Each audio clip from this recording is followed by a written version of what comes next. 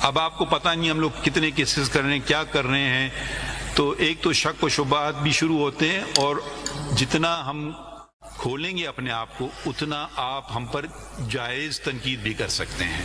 آپ کو کچھ پتہ ہی نہیں، آپ تنقید کس بات کی کریں گے۔ تو یہ جو انہوں نے ہمیں بتایا 19A کا جو مقدمہ آیا، ایک صاحب تھے، ان کا نام تھا مختار احمد علی صاحب، انہوں نے خط لکھا رجسٹرار سپریم کورٹ کو کہ مجھے یہ چیز بتائی جائے، کتنے ملازمین ہیں، کتنے پوسٹ فاری ہیں، وغیرہ وغیرہ۔ تو اسلام آباد ہائی کورٹ میں رجسٹرار سپریم کورٹ نے اپیل دائر کی، اور اسلام آباد ہائی کورٹ نے فیصلہ کیا کہ استثناء حاصل ہے سپریم کورٹ کو، اور اس سپریم کورٹ کو یہ بتانے کی کوئی ضرورت نہیں ہے کہ جو 19A کے شک کے زمرے میں نہیں آتی ہے۔ یہ کیس ہمارے پاس آیا، ہم نے کہا کہ نہیں، اسلام آباد ہائی کورٹ کا یہ فیصلہ درست نہیں ہے، یہ بنیادی حقوق کی بات ہے، اور بنیادی حقوق کے راستے میں کچھ نہیں آ سکتا ہے۔ تو ہمیں جو اسلام آباد ہائی کورٹ نے استثناء دی تھی، ہم نے اس کو ہٹایا، اور جن صاحب نے طلب کی تھے ہم سے انفارمیشن مانگی تھی، ان کو وہ ہم نے مہیا کی، اور رجسٹرار کو یہ بھی حکم دیا کہ جو ان صاحب نے جو خرچہ کیا تھا کیس لانے کا، کیونکہ ناجائز ان کے بنیادی حقوق میں کو روکا گیا تھا، وہ بھی واپس ان کو دیے جائیں۔ تو ہم دنیا بھر کی مثالوں کی بات کرتے ہیں۔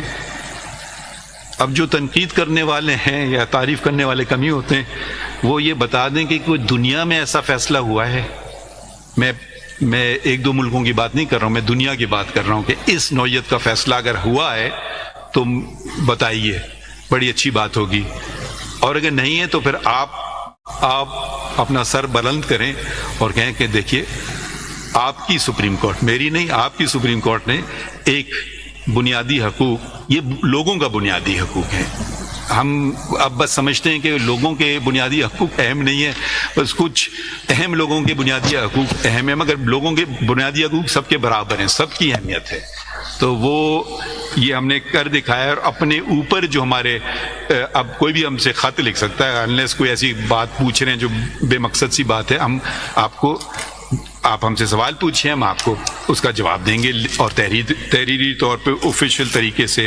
کوئی آپ کو ہمارے ذرائع نے بتایا کہ کوئی ضرورت نہیں ہے، اب شفافیت ہے، اب آپ خط لکھیے اور کہیے یہ خط لکھا تھا اور یہ جواب آیا تھا، مفروضوں پہ نہ چلیے کہ جی یہ بتایا اور وہ بتایا، اور جو اکثر غلط ہوتا ہے، اور جو وہ بتانے والے ہوتے ہیں ان کا کبھی میں یہ نہیں کہوں گا ہمیشہ، مگر ہو سکتا ہے وہ غلط فہمی میں ہوں یا کسی اور وجہ سے وہ یہ بات انہوں نے کی ہو۔ اگلی بات جو میں آپ کو کرنا چاہتا ہوں، وہ جو اب کچھ ہم چلتے ہیں جو اہم فیصلے ہم نے کیے، اور اس میں ایک اہم فیصلہ جو تھا وہ الیکشنز کا تھا۔ آپ سب کو پتہ ہے کہ نگراں حکومت تھی اور الیکشن نہیں ہو رہے تھے۔ الیکشن پٹیشن ہمارے پاس سپریم کورٹ کے سامنے آئی، 3 دن اس کی سنوائی ہوئی، اور 12 دن کے اندر اس کا فیصلہ ہو گیا، اور ہم نے تجاوز نہیں کیا اپنے اختیارات کا۔ ہم نے کہا جو 2 ادارے ہیں، صدر پاکستان کا، اور اداروں کی بات ہوتی ہے اور بھی ادارے ہیں، اور الیکشن کمیشن آف پاکستان کا، دونوں فرما رہے تھے کہ یہ اختیار، الیکشن تاریخ دینے کا اختیار میرا ہے، صدر صاحب فرما رہے تھے، اور الیکشن کمیشن آف پاکستان کہہ رہا تھا کہ نہیں، یہ ہمارا اختیار ہے۔ مگر کسی نے الیکشن کی تاریخ نہیں دی دونوں میں سے۔ یہ تو دونوں کہہ رہے تھے کہ ہمارا اختیار ہے، تو پھر دے دیں آپ اپنی تاریخ۔ تو ہمارے پاس آیا، ہم نے دونوں کو کہا کہ الیکشن کمیشن کو کہا کہ صدر پاکستان کیونکہ ان کا عہدہ بڑا ہے، آپ جائیں اور تاریخ لے کر آئیے، واپس خالی ہاتھ نہ آئیے۔ انہوں نے فیصلہ کیا، جو فروری کی 2024 کی تاریخ کا ہم نے اس کا آرڈر میں لکھا، اور یہ کہہ دیا کہ اب اس پہ رد و بدل، اس پہ کوئی چیز، کوئی رکاوٹ نہیں آئے گی۔ مگر رکاوٹ کرنے والے ہر چیز میں رکاوٹ ڈھونڈ لیتے ہیں. لاہور ہائی کورٹ کا فیصلہ آ گیا اور انہوں نے تمام پاکستان کے جو اسسٹنٹ ریٹرننگ آفیسر سارے آفیسرز کو روک دیا، نہ صرف پنجاب کی حدود تک، لاہور ہائی کورٹ کا حدود صوبے تک ہوتا ہے، صوبے کے باہر نہیں ہوتا ہے، مگر پورے پاکستان پہ، اور کہا کہ یہ ریٹرننگ آفیسر ہو ہی نہیں سکتے ہیں اور یہ عدلیہ سے دیے جائیں. الیکشن کمیشن لکھ چکی تھی چیف جسٹس صاحبان کو ہائی کورٹس کے کہ جی آپ ہمیں ریٹرننگ آفیسر دینا پسند فرمائیں گے کیونکہ قانون کہتا ہے کہ یہ ایک آپشن ہوتا ہے. تو انہوں نے کہا نہیں، ہم آپ کو نہیں دے سکتے کیونکہ ہمارے پاس بہت زیادہ کیسز ہیں اور ہم ان کو اسپیئر نہیں کر سکتے. تو قانون یہ کہتا ہے. تو پھر وہ الیکشن کمیشن ہم نے دیکھے کہ انہوں نے مخصوص قسم کے لوگ تو نہیں لگائے، تو انہوں نے کہا جہاں ڈی سی تھا اس کو ریٹرننگ آفیسر بنا دیا، جو وہاں کے لوگ تھے وہ خاص نہیں لائے گئے. تو اس کو سراہا، اس فیصلے کو ہٹایا راستے سے. اگر وہ فیصلہ رہتا تو فروری کے الیکشن نہیں ہو پاتے. تو جمہوریت کے ساتھ منسلک ہے الیکشنز ملک میں، الیکشنز پارٹی میں، election supreme court bar association میں، الیکشنز جہاں ہونا چاہیے وہاں. تو اگلی بات جو اہم بات ہے کہ ہمارے دوست نے فرمایا کہ ٹرانسپیرنسی اور اکاؤنٹیبلٹی. میں پہلے میرے خیال میں فاروق نائک صاحب نے کچھ 2-3 باتیں کی تھیں.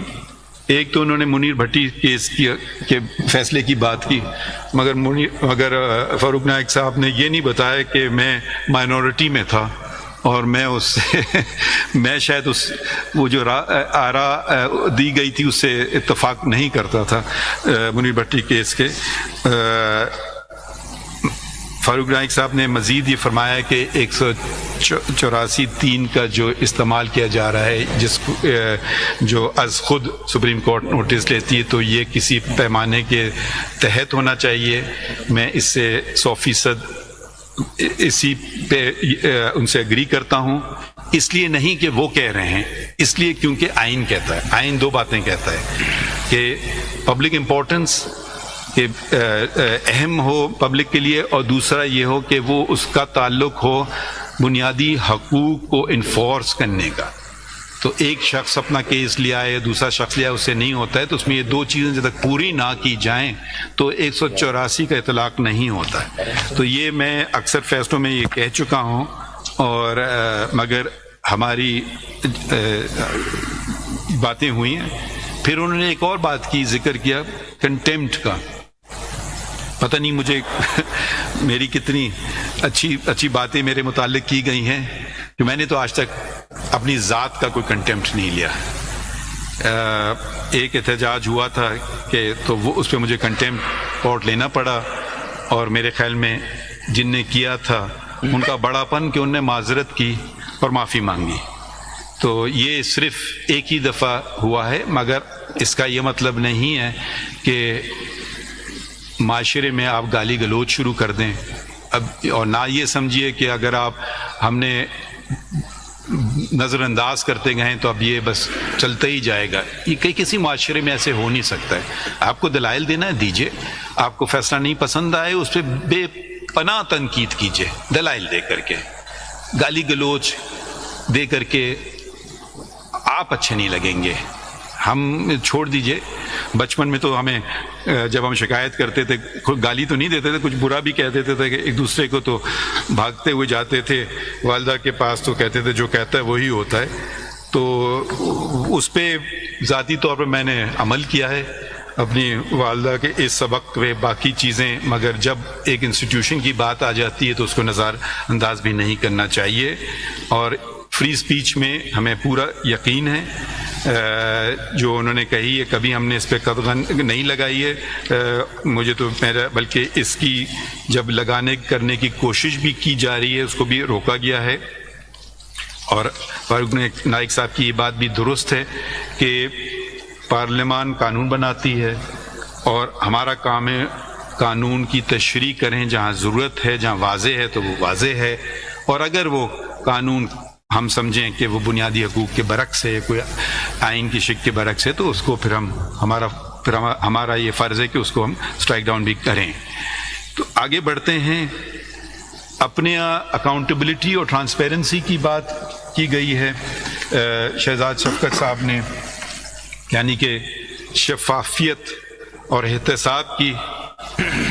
آپ دوسروں سے مانگیے شفافیت اور دوسروں کا کریں احتساب، اور اپنا اور خود کا نہ کریں، تو بات میں کچھ وزن نہیں ہوتی ہے اور آپ کے فیصلوں کی قدر بھی نہیں کی جاتی ہے۔ ہمارے اپنے جج صاحب تھے سپریم کورٹ کے، الزام لگائے گئے بہت سارے لوگوں نے، ہم نے سپریم جوڈیشل کاؤنسل نے یہ بھی کام کیا جو ایک اس لیے کیونکہ آئین یہ ہمیں حکم دیتا ہے کہ سپریم جوڈیشل کاؤنسل کا، اور ان کو برطرف کیا۔ اور یہ آپ نے کھلی عدالت میں دیکھا، کیونکہ انہوں نے خود کہا کہ میرا کیس کھلی عدالت میں چلے، ہم نے کھلی عدالت میں چلایا۔ اور یہ پاکستان کی تاریخ میں پہلی دفعہ ہوا ہے کہ سپریم کورٹ کے جج کو برطرف کر دیا گیا ہو بد انتظامی یعنی مس کنڈکٹ کی وجہ سے۔ YouTube پر گوگلی نیوز دیکھنے کے لیے youtube.com کی سرچ بار میں googly news T V type کریں۔ گوگلی نیوز کے پیج پر سرخ رنگ کے سبسکرپشن والے بٹن پر کلک کرنا